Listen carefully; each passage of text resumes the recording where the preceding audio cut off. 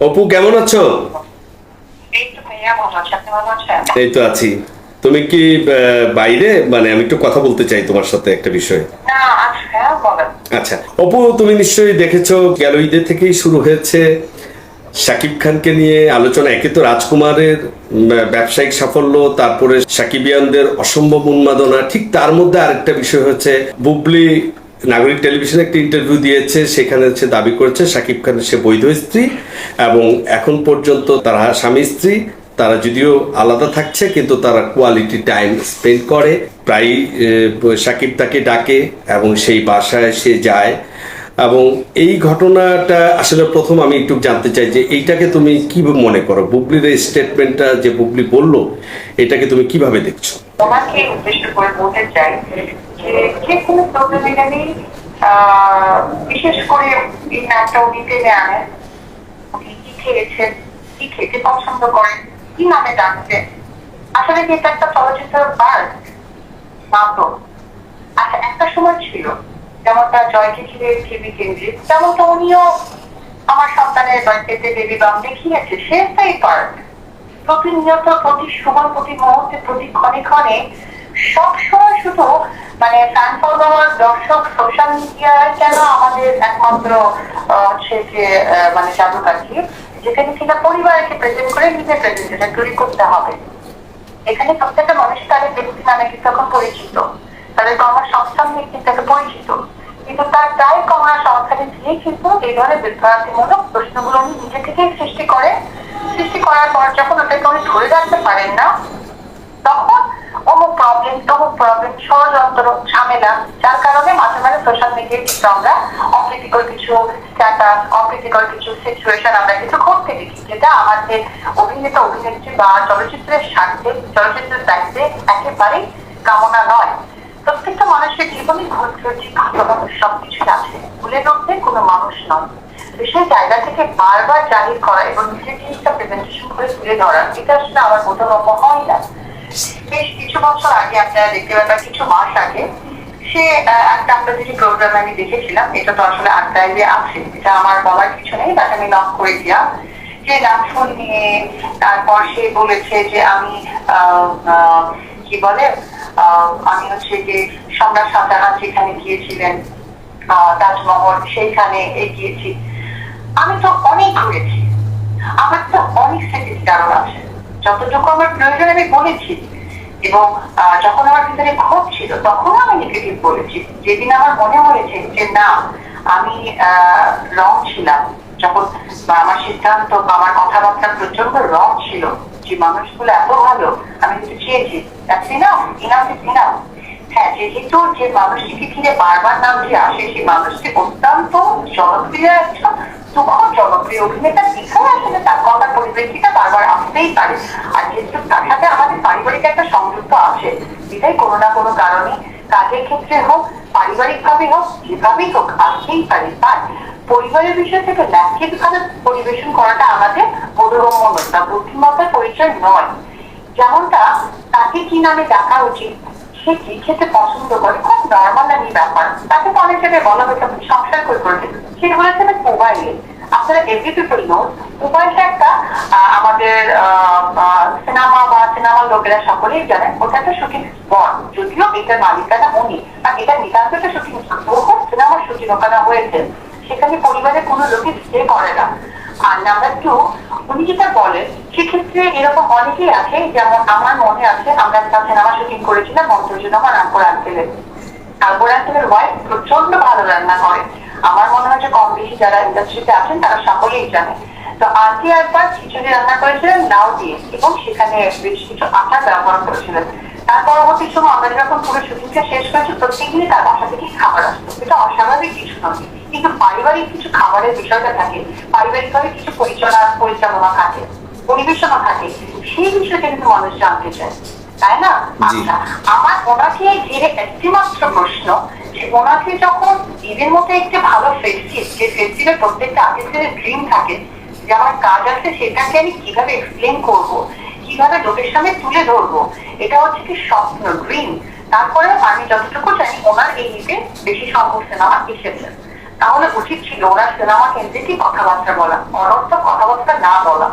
যেমনটা উনি কয়েক জায়গায় বলেছেন যে পারিবারিক কেন্দ্র করে জিনিসটা আমি খুব বাজেভাবে বলেছি যে নেগেটিভ, বা আসলে আমার এখনো যতবার আমাকে এই পর্যন্ত এই কথাটা আমাকে মিনিমাম 12 থেকে 15টা পোর্টালে বলতে হয়েছে। আমি এতটা লজ্জিত, এতটা বিব্রত যে আমি বলতে বাধ্য হয়েছি যে পৃথিবীতে আমার মা বেঁচে নেই। আমি আজকে মা বেঁচে না থাকা আমি এটা গর্বের সাথে নিচ্ছি। কারণ এই ধরনের কথাগুলোকে বিশ্লেষণ করা, ঘুরিয়ে আবার সেইটাকে মানুষকে জানানো, এটা আসলে লজ্জাজনক পারিবারিক ভাবে। যেমনটা আমরা সোশ্যাল মিডিয়াতে দেখছি যে আমাদের কোনো একটা জল্লাদ বা কিছু একটা সেটা সেটা দিয়ে করেছে, তো তারা তাদের সামর্থ্য অনুযায়ী প্রত্যেকটা বিশ্লেষণ দিয়ে দিচ্ছে। আর উনি ওনার সামর্থ্য অনুযায়ী বিশ্লেষণ দিতে দিতে এই পর্যায়ে এসেছে যে সমস্ত কথা একই উনি ওপেন করে ফেলতেছে। যেমনটা বাংলায় বলে মানে ভুট্টা, আর ইংলিশে বলে হচ্ছে পপকর্ন। তুমি পপকর্ন ইউজ করেছি মাই কোয়ালিটি টাইম, আর ওনারা হয়তো অন্যভাবে বিশ্লেষণ করছে। তো সেই জায়গা থেকে আমি অত্যন্তই লজ্জিত। এই কারণে উনি কিন্তু এই কথাটাকে খুব শর্ট করে বলতে পারবেন যে যেহেতু বাবা একজন আর সন্তান দুটোই তার, আর সন্তান দুটোই নিছকে অনেক ছোট, তো ছোট থাকার কারণে স্বাভাবিকভাবে তাদের মাঝে উপস্থিতি কোনো না কোনো ভাবে থাকতেই পারে। সেই জায়গা থেকে দেখা হয়েছে। কেউ কি জানতে চেয়েছে আসলে সে কি কোয়ালিটি টাইপ, আর বেসিক্যালি তো কোয়ালিটি টাইপ ছিলই না। আর একজন এরকম একজন সুনামধন্য ব্যক্তিত্ব মানুষকে যদি উনি নিজের মনে করে থাকে, তাকে বারবার আসলে ওপেন করার কোনো মানেই আসে না। আচ্ছা, একটা জিনিস হচ্ছে যে বুবলি খুব স্পষ্ট করে বলছে যে যখন আমি এবং সাকিব আমরা একই রুমে আমরা একটু নিরিবিলি কথা বলছিলাম, ঠিক সেই সময় সেকেন্ড ওয়াইফকে ওনার ওয়াইফ যেভাবে খোলামেলা কথা বলছে, উনি ইংলিশ প্যাটার্নে কিছু খোলামেলা কথা বলছে। আচ্ছা, যেটাকে আমি বাংলায় বলবো যে একটা কুশারের রস, আমাদের বগুড়ার ভাষায় বলে যে কুশারের রস খেতে যাচ্ছি, বা ওটাকে একটু ইংলিশে মডিফাই করে বলে সুগারটা, এই আর কি। আচ্ছা, সেক্ষেত্রে বুবলি একটা কথা বলছে যে আমি আছি জানার পরেও সেখানে জয়ের মা সেই রুমে গিয়ে নক করেছে, এবং এটা একটা মানে এটা অনুচিত ছিল। আদৌ কি আসলে সেরকম কিছু হয়েছিল? শোনেন, এই বিষয়টা না উনি ভালো বলতে পারবেন।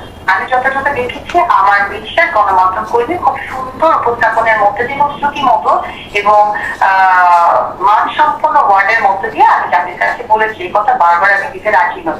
আরেকটি কথা বলি, যখন নাকফুল ঘটনা এবং তাজমহল ঘটনা নিয়ে উনি বললেন, তখন কিন্তু শাকিব খান অলরেডি ক্লিয়ার করেছেন উনি প্রাক্তন, যেটা কিন্তু আবারও আপনি দেখলেন প্রাক্তন। তাহলে প্রাক্তন হওয়ার পরেও উনি এত জোর দিয়ে বলার মানেটা আমি সত্যি বুঝতে পারি না। আমার কাছে আরো ওনাকে বলেছে যে ওনাকে প্রাক্তন বলেছে এবং উনি দাবি করেন অন্যভাবে। আমার মনে হয় যে আমরা যারা গণমাধ্যম কর্মী আছি বা যারা নিতান্তই খুব কাছে বা পাশের মানুষ, তাদের আসলে ব্যাপারটা ওনার এইসব নিয়ে মানুষকে সবসময় সিনেমা থেকে বের করে ডিমোটিভেট করে ওনার অস্তিত্ব সম্পর্কে বারবার প্রমাণিত করে নিয়ে জাতিদেরকে ছোট করার কোনো অধিকারই ওনার নেই।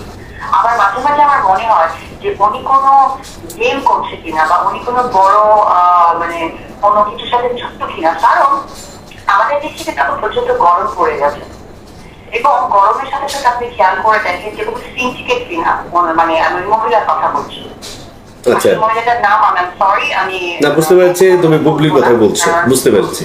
হ্যাঁ, তো ওই জায়গা থেকে আমি যেটা বলছি যে উনি কোনো বড় সিন্ডিকেট কিনা। কারণ আপনি খেয়াল করে দেখেন এই অযৌক্তিক প্রাসঙ্গিক কোনো দর্শকই জানতে চায় না কাজের জায়গাটা ছাড়া। এবং শাকিব খান যে মানে প্রবল ভাবে কাজ করছে, সম্মানের সাথে কাজ করছে এবং বাংলাদেশের জন্য কাজ করছে।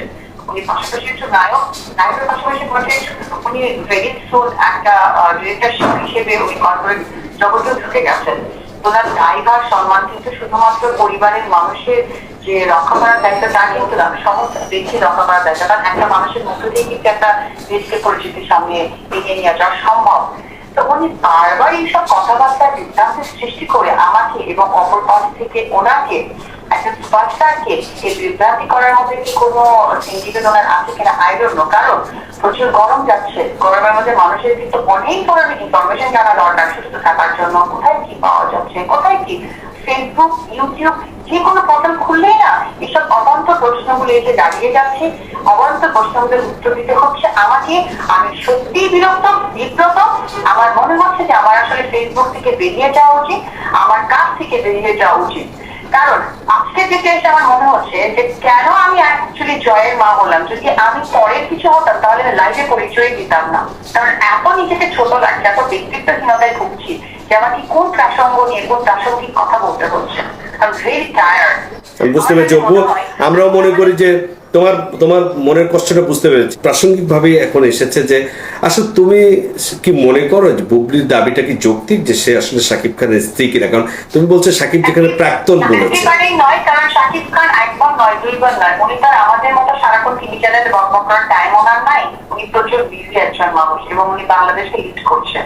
তো সেই জায়গা থেকে আমি এটুকুই বলবো যে যেহেতু ওনার মতো একজন সুস্থ মানুষ, উনি বলেছেন সে না বুঝে কোনো কথা উনি বলেন না। আমি ওনার প্রত্যেকটা কথায় আমি সম্মান করি, ওনার প্রত্যেকটা যুক্তিটাকে আমি রেসপেক্ট করি।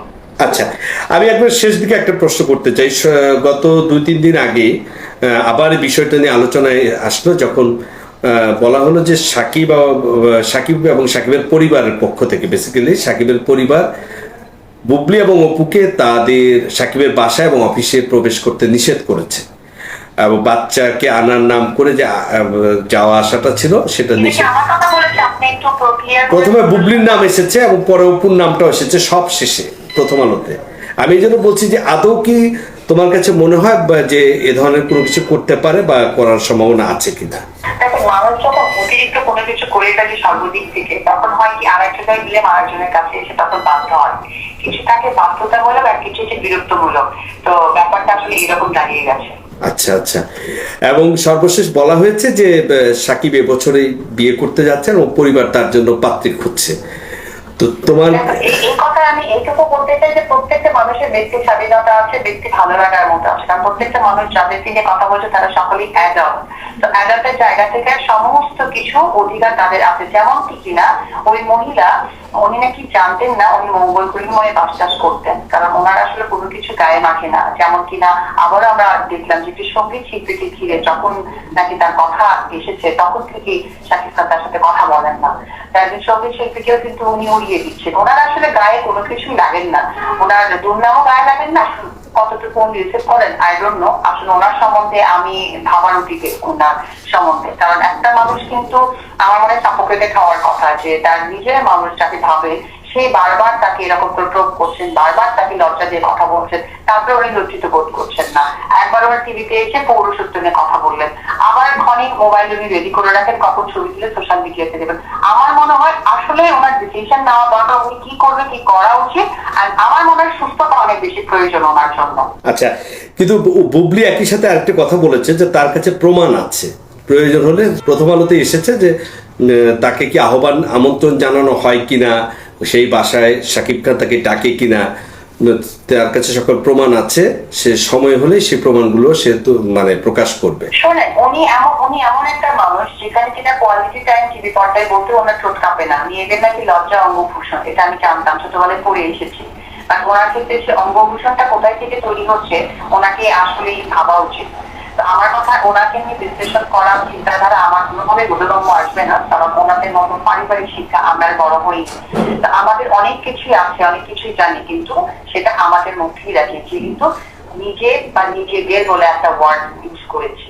তো সেই জায়গা থেকে এই বিষয় নিয়ে আমার কোনো মন্তব্য নেই, নো কমেন্ট। আচ্ছা, আমি শেষ প্রশ্ন করতে চাই যে যদিও বলা হয়েছে নিউজে বুবলি এবং অপু দুজনকেই নিষেধ করা হয়েছে বাসায় আসতে, কিন্তু আমরা একটা আমাদের সোর্স থেকে জানি সাকিবের পরিবারের লোকজনের সাথে অপু বিশ্বাসের অসম্ভব ঘনিষ্ঠতা, এবং এটা আজকের একদিনের থেকে না। এবং সর্বশেষ দেখা গেছে গেল ঈদের আগের দিন সাকিবের পরিবারের লোকজন কোথায় কি কেনাকাটা করবে আমরা জেনেছি, যমুনা ফিউচার পার্ক, পিঙ্ক সিটিতে, তারপরে ঈদের আগে ঈদের ইফতার বানানো, ঈদের দিন সেখানে তাদের বাসায় অবস্থান করা এবং অনেক রাত অবধি জয়কে ইয়ে করা। তাহলে সেক্ষেত্রে কি কেউ আবার বলছে যে সাকিব অপু এক হয়ে যেতে পারে, এরকম কি মনে হয় কিনা?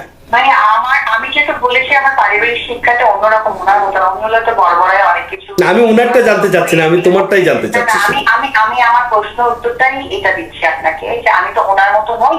আমার পারিবারিক শিক্ষা এতটা ওপেন আমাকে স্পেস দিয়ে রাখেনি যে তোমার মুখে যা আসবে তুমি যত বড়ই হয়ে যাও না কেন মুখে যা আসবে বলবো। যদিও পৃথিবীতে আমার বাবা মা দেখেনি, তারপরে আমার বাবা মার আদর্শ আমার সাথে আছে।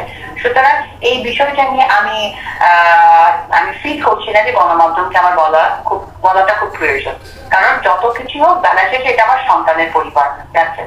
অপু, অনেক ধন্যবাদ নাগরিক টিভিকে টেলিফোনে সাক্ষাৎকার দেওয়ার জন্য, এবং নিশ্চয়ই সামনে আবার কথা হবে। ভালো থেকো তুমি। থ্যাংক ইউ ভাইয়া, আসসালামু আলাইকুম। আমি একজন গণমাধ্যম কর্মী হিসেবে মনে করি অপু বিশ্বাসের কথা তো অনেক যুক্তি আছে, এবং অপু আসলে এই বিষয়গুলো নিয়ে এতদিন কোনো কথা বলতে চায়নি। নাগরিক টেলিভিশনের আহ্বানেই আজকে সে তার কিছু প্রশ্নের, হয়তো সরাসরি কোনো কথা বলেনি, কিছু প্রশ্নের উত্তর দিয়েছে, কিছুটা এড়িয়ে গেছে, ও আবার কখনো কখনো অপু বিশ্বাস সরাসরি কিছুটা বলেছে। সে বারবারই দাবি করেছে যে বুবলি আসলে সাকিবের স্ত্রী না, বুবলি অ্যাটেনশন পাওয়ার জন্য এরকম করছে, বুবলি তার অস্তিত্ব টিকিয়ে রাখার জন্য সাকিব খানকে জড়িয়ে কথা বলছে, এবং সাকিবের পরিবার থেকে যে অপু বুবলিকে নিষেধ করা হয়েছে সে বিষয়ে অপু সরাসরি অস্বীকারও করেনি, নাও করেনি, এবং অপু বিশ্বাসের এতে কোনো উষ্মা আছে বলে মনে হলো না। কিন্তু কারণ তার একটা বড় ভরসার জায়গা আছে, সে জয়ের মা। বুবলির একটা বড় ভরসার জায়গা আছে বীরের মা। কিন্তু জয় এবং বীরের বাবা শাকিব খান, কিং খান বলা হয় যাকে উপাধি দিয়ে, কিং খান আসলে তার সময়টা, তার মনের অবস্থা কি আমরা জানি না, তবে সে অবশ্যই একটা মানসিক চাপে আছে। আমরা চাই শাকিব খান পরিবারের বিষয়ে ভালো একটা সিদ্ধান্ত নিক, দুই সন্তানকে সে ভালোভাবে বড় করে তুলবে। আসলেই বুবলি সাকিবের স্ত্রী, বুবলি যেমন দাবি করেছে, এটা স্ত্রী কিনা এটা সাকিবের পক্ষ থেকে এখন পর্যন্ত কোনো প্রতিবাদ আসেনি, কিন্তু ভবিষ্যতে কি হবে আমরা জানি না। আমরা দেখার অপেক্ষায় থাকলাম। ভালো থাকুন, আগামীতে আবার নতুন কোনো বিষয় নিয়ে আবার আসবো।